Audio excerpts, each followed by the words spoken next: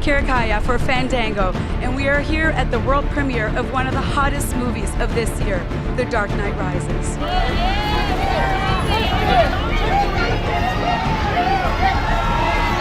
Tell me what it's been like to be part of this amazing film and join this incredible cast. Well, it's a lot like the speeding train was coming and I could see it from afar away, and they told me I was going to jump on it, so you just sort of jump on it and go. You know, with Nolan and with everybody else involved, it's going to be cinematic history. The experience has been phenomenal. I mean, working with Chris Nolan again is just, it's just a treat. What he does with the material as a writer and then as a director is just very loose and very free and relaxed. Some critics have said that this is the best of all three parts. Do you agree with it, and why? It would be hard for me to say it's the best. It's different. It's more physical.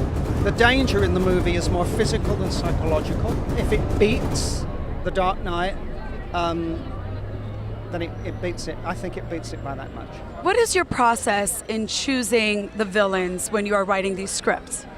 I think the one thing that we've done that may be a bit different than some of the other superhero films, normally I hear that they decide who the villain will be first and then work out a story, whereas Chris and I and Jonah have always come up with what's the story that we want to tell about Bruce or Batman next, and then we see which of the villains in the canon fit the most with that story. Why didn't you just kill me? Your punishment must be more severe.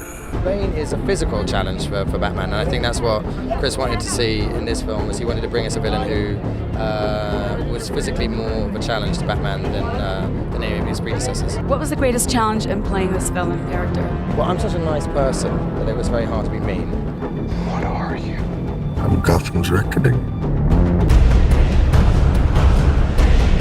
Tell me about that adrenaline-driven scene. I just didn't want to mess up, because you only had one opportunity, one take to film it, and hopefully it turned out well tonight.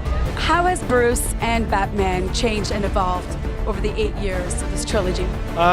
He's kind of devolved a little bit. There's recognition that he made a mistake in his decision at the end of The Dark Knight. It worked in the short term, but ultimately, lies don't work and the truth comes out. And now Gotham's beginning to suffer the consequences for that, and he's become more secluded, more of a recluse. He's let himself deteriorate physically and mentally, and he's just not the man that we knew from the previous movies. We definitely tried very hard to bring the story full circle to provide a satisfying conclusion. It's the last film for all of us involved, and so we swung for the fences in terms of that. We gave it our all, and there's, at least for us, there's no room for another film after this. What has been your favorite part in being part of this trilogy?